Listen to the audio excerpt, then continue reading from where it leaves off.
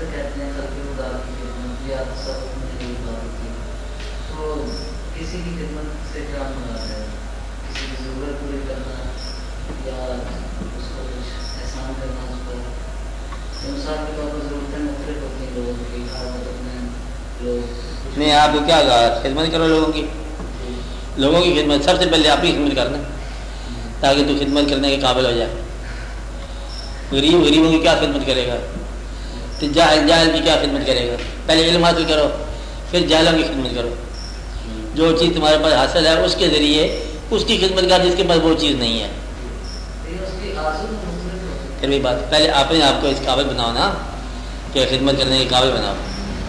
پہلے اپنی خدمت کرو، اپنا کچھ حاصل کرو. تو اس لیے ایسے نا کہ چل پڑنا کہ میں خدمت کرنے جا رہا ہوں، گھر سے 5 روپے چوری کیے یا خدمت کر کے آ گئے. مطلب یہ تو نہیں نا خدمت کا طریقہ. آپ اپنے آپ کو اس قابل بناؤ کہ کسی کے کام آ سکو.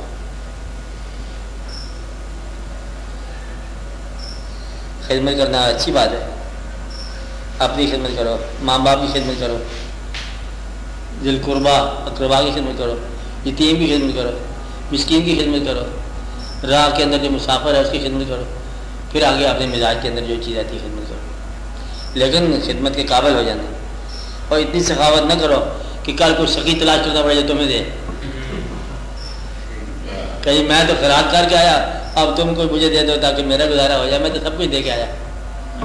اکثر ایسے جالت میں لوگ کر جاتے ہیں. جوش میں آ گیا تو استعفیٰ دے دیا کہ میں توکل میں چلا گیا، استعفیٰ دے دیا اور آپ پھر بولے در در پریشان ہوتے. بغیر دلیل کے کوئی ایسا کام نہیں کرنا بغیر وجہ کے. اپنے آپ کو بھی سنبھالو.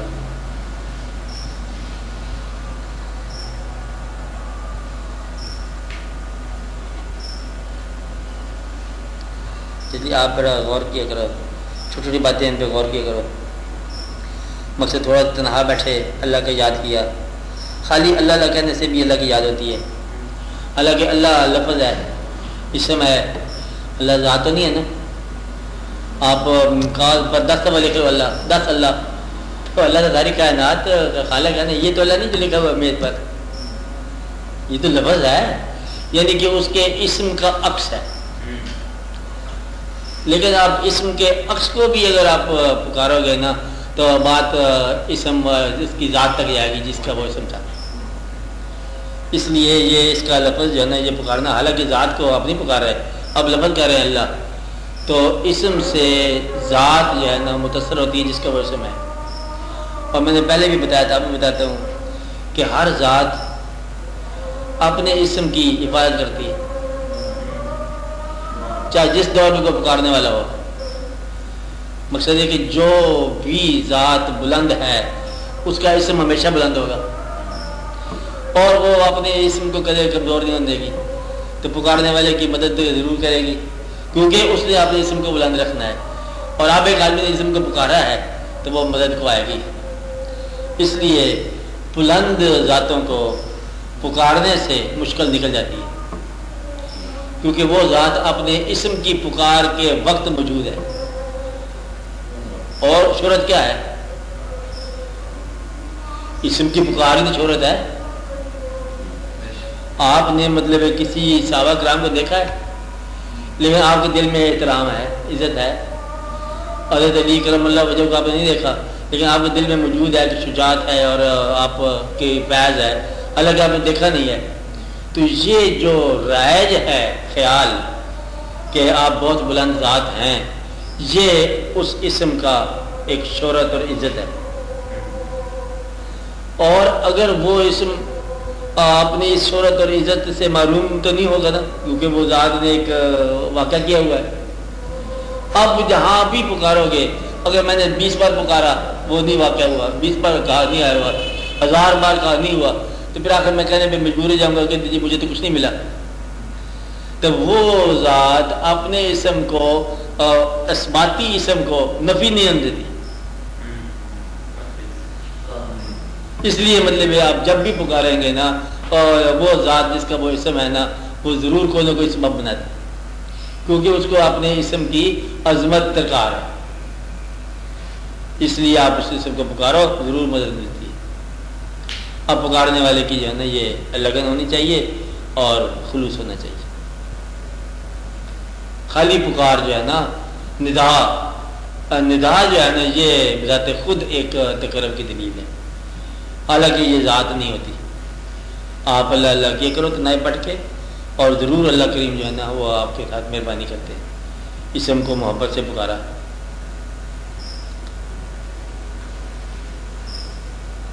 تو دنیا کے بکیڑے جو ہیں وہ آخر ختم ہو جاتے ہیں. ہماری جتنی بھی اشتہا ہے 2 دن گزر جائیں تو بدل جاتی ہے، وقت گزر جائے تو بدل جاتی ہے. کسی کے بہت بڑا غم ہو نا، خدا نہ خواستہ باپ کو بیٹا، بیٹے کو باپ، بڑا غم ہو، تب بھی گھنٹے 10 گھنٹے کے بعد نا چلو جی کھانا کھا لو. وہ کہتے کوئی دل تو نہیں کرتا، چلو جی لقمہ ہے، حکم جو ہوا ہے کھائے گا، پھر تھوڑی دیر بعد غم سمیت سو جائے گا. مطلب ہے کہ غم کسی کا اتنا دیر پا نہیں ہے کہ وہ بھوک اور نیند پر غاوی ہو جائے. حالانکہ بھوک اور نیند بڑی معمولی چیز ہے. اگر کوئی ایسا غم مل جائے جو بھوک اور نیند پر حاوی ہو جائے تو یہ پھر بڑی بات ہے.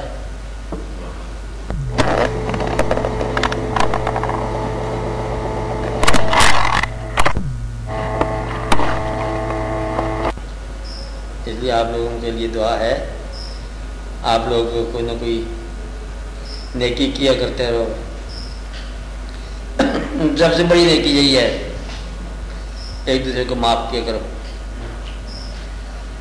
اور جب کبھی کوئی بہت خواہش آ جائے اللہ کی طرف رجوع کرو کہ یا رب العالمین اگر یہ چیز میرے لیے بہتر ہے اس کا حصول میرے لیے آسان کر دے، اور اگر یہ میرے لیے بہتر نہیں ہے تو مجھے اس خیال سے آزاد کر دے. بھئی یہ دعا ہمیشہ مانگنی ہے. کون سی دعا؟ اگر اس چیز کا حصول میرے لیے بہتر ہے تو اس کو آسان فرما دے، اور اگر میرے لیے یہ خواہش بہتر نہیں تو مجھے اس خواہش سے آزاد فرما دے. بس اتنی سی بات جو دعا کرتے رہو اللہ آپ کو بہت ہی مطلب مہربانی کرے گا. اب ایسے بھی ہم دعا کرتے ہیں سب کے لیے، بھی آپ مل کے دعا کرو کہ یا رب العالمین ہماری وہ آرزویں ہیں جو تجھے قبول نہیں اور ہمیں ان آرزوؤں سے نجات دے دے، اور جو اس بات کو تو بہتر سمجھتا ہے وہ ہمارے لیے مقرر فرما، اور اس کی تمنا ہمارے لیے دے، اور پھر تمنا کو سیل دعا فرما، اور ہمیں ہماری غلط آرزو سے نجات دے. ہمارے لیے تو صحت مند آرزو جو ہے نا وہ عطا فرما، تاکہ ہم تیرے راستے پر چل سکیں. اور تیرا راستہ جو ہے طے ہم نے کرنا ہے، راستہ تیرا ہے، طے ہم نے کرنا ہے. اس لیے ہمیں توفیق عطا فرما کہ ہم تیرے راستے پہ چلیں، اور راستہ اس کا ہے، سفر تمہارا ہے. اس لیے آپ یہ دعا کیا کرو کہ اللہ تعالیٰ آپ کو اپنا راستہ عطا فرمائے، اور وہ اس کا راستہ جو ہے نا تمہارا سفر ہے. اس پر سفر تم نے کرنا ہی ہے، یا کہ غلط سفر کرو آپ نیکی کا سفر کرو.